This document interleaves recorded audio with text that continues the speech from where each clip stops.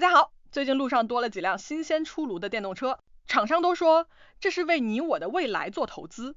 可是你我心里都有个小声音在问一句，买了这台车，8年后我还能拿去换一部好手机的钱吗？还是要像丢掉了一台老手机一样，被人笑说电池坏了，整台都废了？先别笑，现实有点刺耳。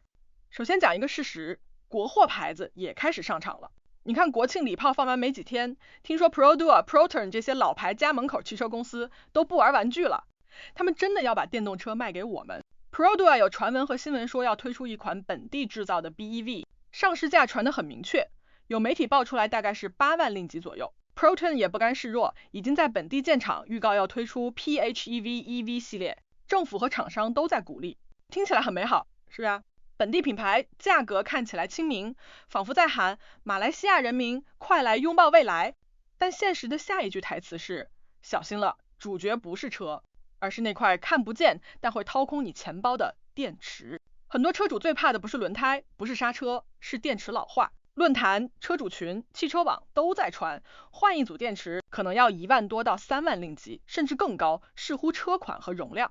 你想想，买车的时候还没多久，银行短信就开始温柔提醒你恭喜贷款成功。8年后，那块老化电池可能要你掏出几万令吉，那时车的整体二手价可能剩下一点点。为什么？因为二手买家最怕的就是电池生病。有人会说有保固啊，8年保到哪天？对，这点是真的，很多品牌都会给电池保固到8年或一定里程数。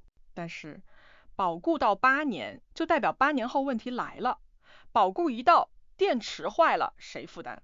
你。那时候新的电池又便宜不了，新的电池一装下去，钱包就开始瘦身计划。这就像你家冰箱保固到8年，8年后压缩机坏了，你才发现你当年花心思买的那个高大上牌子，变成了你手里的负担。再讲另一个让人睡不着的小秘密，电动车的技术在狂奔，新的车型、电池技术、快充规格都在变。前一代的人买车花了心血，8年后新车的续航、快充、软件功能都跑得比他们的车快几圈，这种技术差距也会让二手车更难卖。数据分析也显示，电动车的折旧速度比传统汽油车快，很多研究跟市场观察都指出了这一点。你买了新车，第2年就可能被新的更便宜、更厉害的技术取代，二手买家自然会砍价。那有没有出路？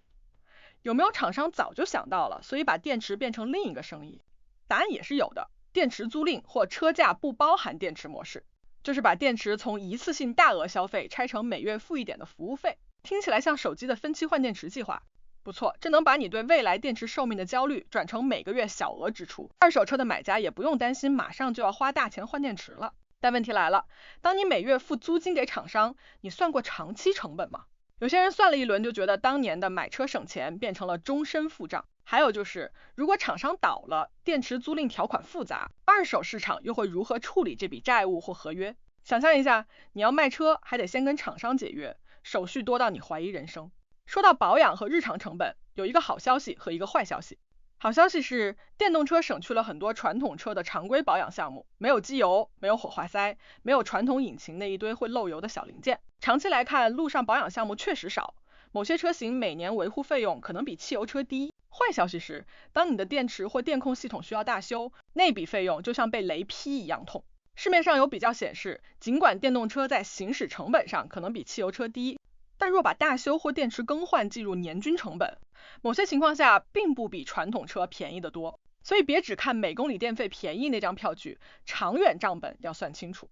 再讲一个你会在车主群听到的都市传说，8年后那块电池比车身还贵。有人笑说，到时候你把车停路边，就像把你的手机壳扔了，真正值钱的是那块电芯儿。这话未必完全夸张，电池是整辆车成本中很大的一部分，特别是在小型价格亲民的 BEV 里，电池占比会更高。换句话说，车子卖相再好，没人愿意为一台可能要先扔掉电池的车付高价。这里面还有个心理因素，买家不是只看公里和外观，他们会看电池健康度报告。如果不透明，买家会用更低的价格来对冲风险。结果是新车主被优待，二手车主被砍价。这个市场规则很残酷，但很现实。那你问我，那是不是别买了？也不是那么绝对的。脱口秀要讲真事儿，也要讲办法。先讲买车策略。如果你真的很想换电动车，考虑以下几条聪明操作。选有电池租赁或电池保养计划的厂商，算清楚长期成本，考虑买厂商有服务网络的品牌，别只看那一两辆好评的车型。如果你想省钱，可以考虑先在二手市场买电动车，等技术成熟、价格稳定再换新车。这样你用了别人给你折扣的新技术，风险也被市场分担。别拿着热腾腾的购车心情冲动入场，否则8年后你可能会在车主群里拿着发霉的发票跟大家抱怨。冷静点算一算账，别被便宜购车广告骗了。还有一点要说的是，政府和产业政策会左右很多事情。厂商能不能把电池成本透过规模化、当地生产、回收再利用等方式压低，决定了未来二手车市场会不会好过一点。今天看到政府厂商在做本地化工厂，推动产业链，这确实是好事。规模起来，电池成本自然下来了。但那不是立刻就解决问题的魔法，产业升级需要时间。你别以为厂商说我们要做国民车的 EV 版，就等于把所有问题都给你解决了。厂商要投资电池制造、回收、培训技术员、建快充站，这些都要时间和钱。短期内痛点还是存在。当脱口秀要讲更接地气的，咱们就拿家庭场景来比喻好了。你们的爸爸买车是为家庭，妈妈看重空间和可靠性，孩子只关心有没蓝牙能连到 Spotify。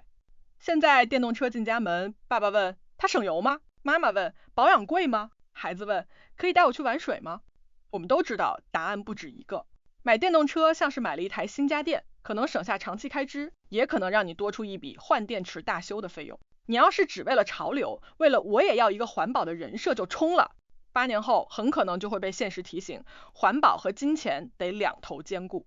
最后给大家几个实用又不死板的结论，不是编号的结论，纯口头提示。要买就先算全生命周期成本，不要只看车价或政府补贴。了解电池保固和电池租赁的条款，尤其是8年后的责任是谁承担。如果你是会换车的人，想短期内转手，电动车可能不是最划算的，因为折旧和技术更新都在你卖车时给你制造麻烦。如果你打算长期持有，把电动车当作长期省钱工具，并且附近有健全的服务站，那它的好处会慢慢显现。总之，别只被便宜、国货、未来这些词骗了，现实的账本会在8年后敲门。脱口秀的结尾要有点情绪，买车这件事像是一段恋爱，最开始你为他心动，送他花，开着他出门炫耀，后来你才发现他也有脾气，有毛病。电动车是个好对象，也许会陪你到很久，但也许8年后你们就要面对分手那天，不是因为不爱了，而是因为电池这第三者太贵了。我的建议是把爱和钱都算清楚，别让浪漫变成账单。马来西亚要有自己的车，要有自己的工业，这是进步，但进步不代表你要被进步割韭菜。睁大眼睛，别只看外表的光鲜。讲到这里，大家应该也明白，买电动车不是只看它亮亮的灯、安安静静的引擎声，也不是看广告说什么未来科技零排放。真正重要的是你自己的荷包到底能不能撑过8年后的那一天。不要到时电池坏，你的心也跟着坏。我们做节目不是要你怕，而是要你看清楚，别被人当韭菜。买车这种事情，是是非非，你们听我讲就是听一个现实版的人生保险。谢谢大家今天收看是是非非脱口秀，你们的一个点赞，一个分享，就是让我继续讲真话的力量。如果你喜欢我的频道，记得订阅一下，带你继续笑，继续吐槽，继续看透马来西亚的奇葩现实。我们下期再见。